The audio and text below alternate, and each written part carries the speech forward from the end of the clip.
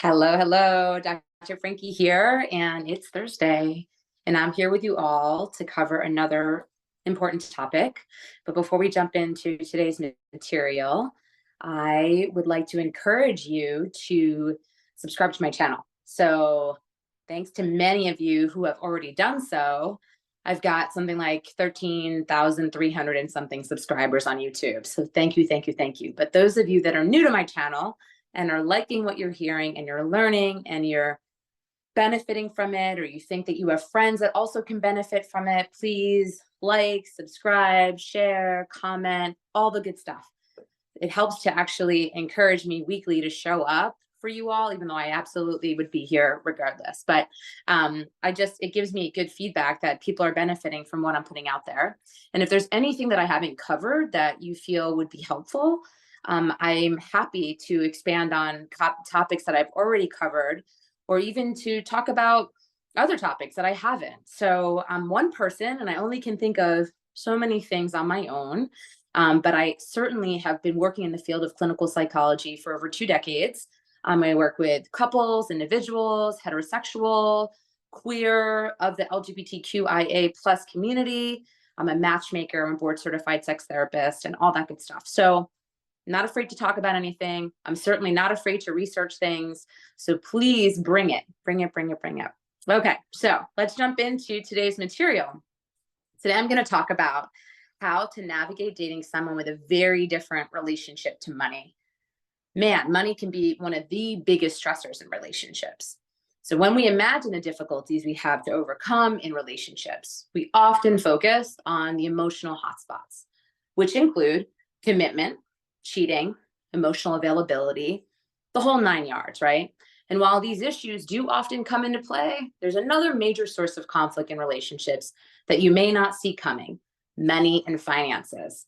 Up to 42% of US couples say they fight about money, and as many as 27% say these fights happen monthly or even weekly. Finances are stressful for everyone, and even more so when the economy is struggling. But they get even more stressful when you and your partner have different viewpoints or values around them. You have very different incomes, or one of you comes from wealth and one doesn't. Maybe you have extremely different spending habits or financial planning approaches. How can you build a healthy, low conflict relationship despite these differences? I'm going to share some recommendations with you. The first one is communicate upfront about money and keep doing so. Talking about money can be incredibly uncomfortable in many US cultures. We even have an explicit social rule around discussing salaries or payment. But we also know from experience that avoiding this topic can be super toxic. Avoiding discussing salaries can enable wage gaps, for instance.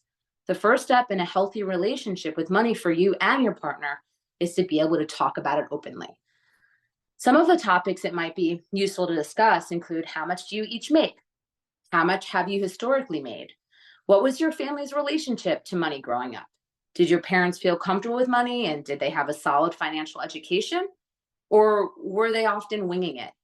What lessons, explicit or implicit, did they pass on to you, both about money? How much do you feel comfortable spending on recreational activities, eating out, traveling, discretionary shopping, little treats? And how much do you feel compelled to save? Do you have significant debt, whether it's student debt, credit card debt, medical debt? How does that debt impact your life? Are there major life goals you're looking forward to that have a significant financial component, like saving to go back to school, in vitro fertilization, eventual immigration to another country, or major medical expenses? Is there an expectation for you to financially support other family members now or in the future?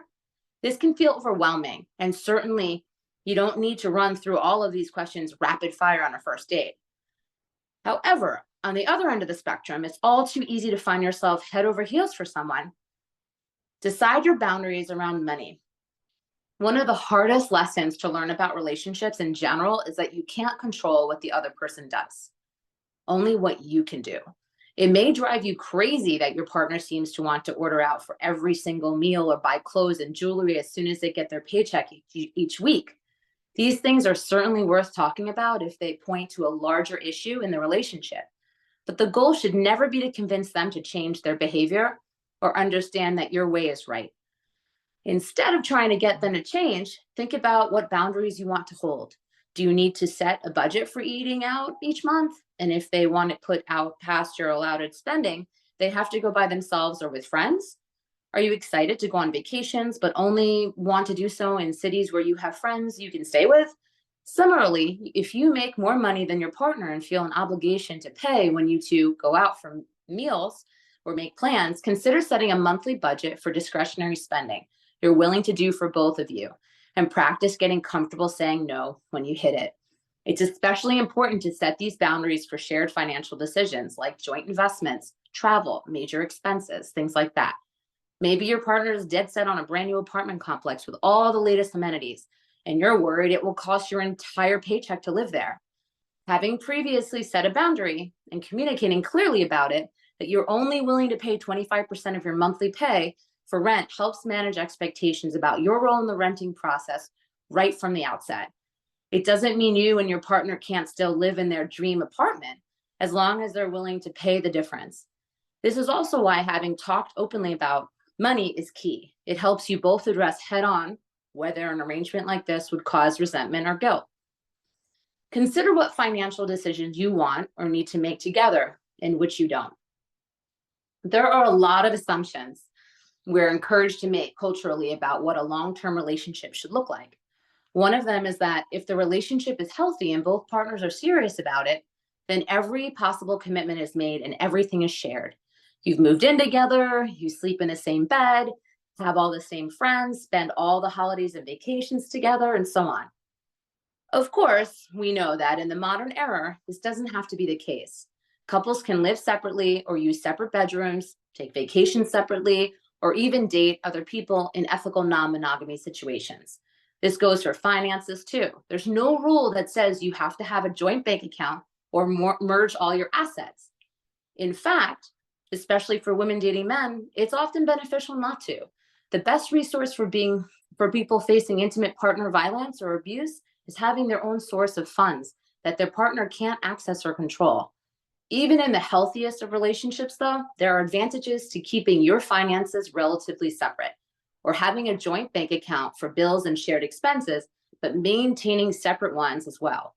It helps create a clear distinction between their money and yours so that even if one of you has spending habits that stress the other out, it doesn't have to materially impact the other person. One idea is to agree on an amount that you both contribute to a joint account each month, maybe enough to cover rent, bills, and some savings as a cushion, and then leave the rest of what each of you make to spend as you wish. Big investments like a mortgage or a cross-country move can have their own savings plan, where you agree on an amount you can each contribute to the fund regularly. I hope you found today's topic helpful.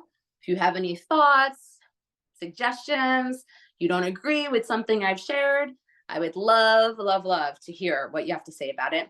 And I try to respond to every comment. So looking forward to hearing from you. Big hugs, kisses, and I will see you all next week. Bye.